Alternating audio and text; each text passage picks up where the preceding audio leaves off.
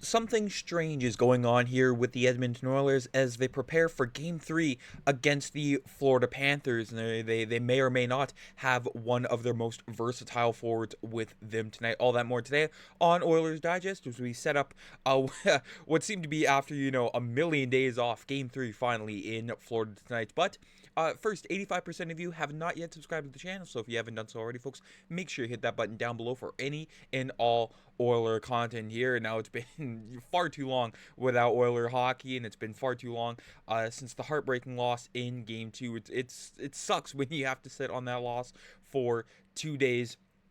And it sucks when the Oilers have to sit on that loss from Game 7 for an entire year as they finally go back to Florida. I know they played there back in February, but that was just the regular season. Now it is where, it matters so much more there, and so many Oilers remember what it was like for that devastating, heartbreaking Game 7 loss. Stuart Skinner watched it in its entirety. I haven't even watched more than 2 minutes of, the highlights from it from last year. It still sits in my mind. Same with 2006. I still haven't seen the 2006 Game 7 in its entirety either, and it will most likely stay that way. But folks, mind games, drama, what else do you want from the Edmonton Oilers? As the Oilers, trying to avoid questions surrounding Ryan Nugent-Hopkins and his status for tonight. Of course, yesterday we had the video saying, he would be a game time decision heading into tonight's game, but just the mentality of the Oilers in general, their spirits are very light. I mean, compared to last year when they were,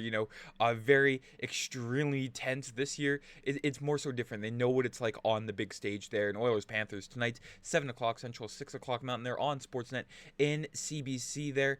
And, when it comes to, Ryan Nugent-Hopkins and Jeff Skinner there from TSN's Ryan Rashog. I mean, a whole lot of word salad here, but there could be something here. Says not sure which way it'll go with Ryan Nugent-Hopkins, but Jeff Skinner was breathing pretty hard when he came off the ice in did media. Clearly pushed himself a bit out there late in the optional, and Knoblauch followed that up with saying Ryan Nugent-Hopkins is a game time decision and he will take the warm up there. When it comes to Jeff Skinner, the carrot has been dangled in front of him so many times during the playoff run and during the regular season. But you know what? He's got a good attitude about him, and that is what's very important with your depth guys, as it's just part of being a team. You got to have guys that are ready to step in when there's an opportunity. Everyone's out there working on keeping each other ready, keeping each other fresh, and keeping each other positive there, and that's the important part here. But when it comes to the projected lineup for tonight there, of course, if they can't go without Ryan Nugent-Hopkins, he's a very versatile center. You can put him anywhere in the lineup. I mean, last game you saw, the last 2 games, I should say, you saw Ryan Nugent-Hopkins take over the second-line center there and elevating Leon Draisaitl up to play with Connor McDavid and Corey Perry. But without that option, I mean, the Oilers kind of have their their arms twisted here in this scenario here. But Ryan Nugent-Hopkins with Jeff Skinner in brackets there if Nuge is unable to go there with McDavid and Corey Perry, Evander Kane, Leon Draisaitl, and Kasperi Kapanen, Trent Frederic, Adam Henrique, and Connor Brown. And lastly are Vasily Podkolzin, Matisse Janmark, and Victor Arvidsson. So the bottom 6 staying the same for game number 3 tonight. But what's not staying the same is the deep pairings with Darnell Nurse and Evan Bouchard. I know many on Oiler media, social media, very torn between this pairing, but you know what? Evan Bouchard's playing some of the best playoff hockey of his career, even much better than last year there. But putting Nurse, babysitting Darnell Nurse with Evan Bouchard, I don't think it'll be as bad as people think. I know Darnell Nurse, not a fan favorite in Edmonton, or more so just on the social media, Twitter and all the other sites there. But you know what? It can be a whole lot worse, as the bottom 4 is very, very solid. Matisse Ekholm and John Klingberg there, the 2 Swedes together on that pair. Ekholm and Klingberg were a pair in Ekholm's first game back from his injury, alongside Klingberg. Way back in March there, and then Brett Kulak and Jake Walman with Stuart Skinner getting the start tonight between the pipes for the Oilers there. And when it comes to Kris Knoblauch, I know the relationship with him and Jeff Skinner a little bit strained from what I've seen. I know I'm not obviously in that locker room, but from what I've seen, just the treatment, very questionable. But Kris Knoblauch, nothing but great words for Jeff Skinner. Says he's been a true professional, and when we needed him, he's been ready to play. He stepped in, played a really good game in Dallas in game number 5 there, scored a goal, in fact, and he's been prepared through it all. It can be a long time off between games not playing, and he's worked hard in all his skates, knowing that if there's going to be injuries or there's going to be a lineup change or something, if he's playing tonight, I have good confidence that he'll give us a good game. Jeff Skinner, 2 games in the playoffs, but he's a point per game. I mean, had an assist in game 1 against the Los Angeles Kings there and had a goal against the Dallas Stars. So, I mean, it's not like you can't say he's not been producing in the playoffs there, but, 2 playoff games, 2 points. That's all it really matters in the end there. And with Jeff Skinner and Connor McDavid, during the regular season, they played nearly 140 minutes together, and of course, the stats can back up that they've been pretty solid together. I mean, they've only been on for 1 more goal for on the ice together compared to goals against there, but they've been generating shots, generating chances there, 21 more scoring chances for than scoring chances against there, and those two, Connor McDavid and Jeff Skinner.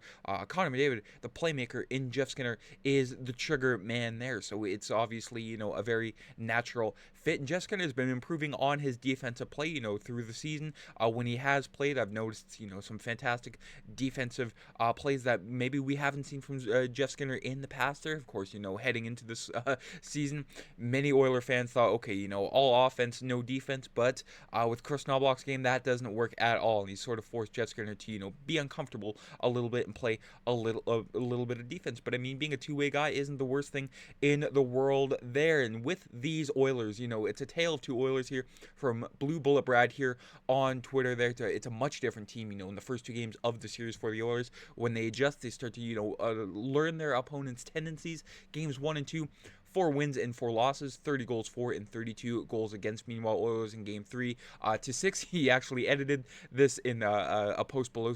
Oilers in games 3 to 6 during the 2025 playoff run. 9 wins and 1 loss for a 43 goals for to 21 goals against ratio there. So, of course, the Oilers, they figure out their opponent sooner rather than later. And I expect to see the same tonight in, Sunrise. They are in Sunrise. I actually looked that up before guessing where they were, but tonight in Sunrise, the Oilers, they have a mission.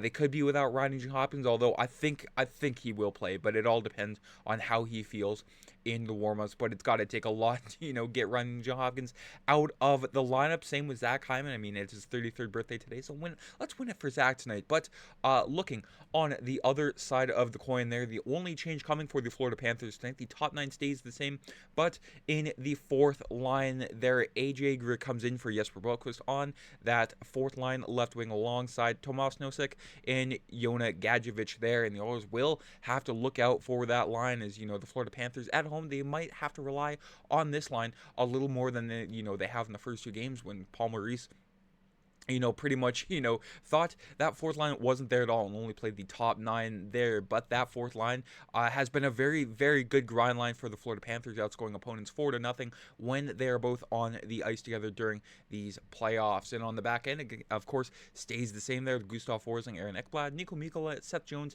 Nate Schmidt, and Dmitry Kulikov, former Oiler Dmitry Kulikov, and, the monster in that, the big red machine in that, Sergei Bobrovsky, has been fantastic at these last 2 games, even though he's given up 4 goals in each. I mean, 42 saves, identical games here for Sergei Bobrovsky with a 9-13 in both there. But last year, after the first 2 games, for the Oilers, the big problem was Sergei Bobrovsky, but they've seemed to have figured him out. But the big problem for these Oilers is trying to navigate that ferocious Florida forecheck there. We saw it in the second periods in both game 1 and 2 there, where the Oilers just couldn't break it out efficiently in the second period there in their own zone, in Florida just capitalized on that many times there, and that's something that's killed the Oilers. But Connor McDavid, he's not worried about this at all, saying we can break pucks out better. It's not just the D-man on that, it's forwards helping them out on, and everyone coming back and working it out together. They do have a great forecheck, there's no doubt about it, but we've got good D-men that can break the puck out. We got a good system, so that's how you can combat that last one there. And from all the media interviews I've seen with all the Edmonton Oilers, they're loosey goosey, as one would say. Great spirits on them. And there's no reason to think why they couldn't take both of them in Florida there. I mean, they won in Florida, when their backs were against the wall, except in Game 7. You can get me on that in the comments. But these Oilers have a job to do, and they will do it tonight in Game number 3. That is it for today's video. Thank you very much for the support on the videos lately. I mean, it's the Stanley Cup Finals. I mean, lots of eyes on the Oilers and on this channel. So again, thank you very much. If you haven't already, make sure you subscribe here to the channel for any and all Oiler news. And give me your game prediction for tonight. I'm very interested to see what you all have to say in the comments. A lot of polarizing views on the Oilers these past few days. If they can't beat Florida, I've seen so many opposite and, interesting views, I should say. So I'm interested to see what you all have to say. But take care, folks. Enjoy the game tonight. Let's go Oilers. Not much else to say. Let's get the win tonight. Let's go up 2-1 in the series. Take care. I'm Matt.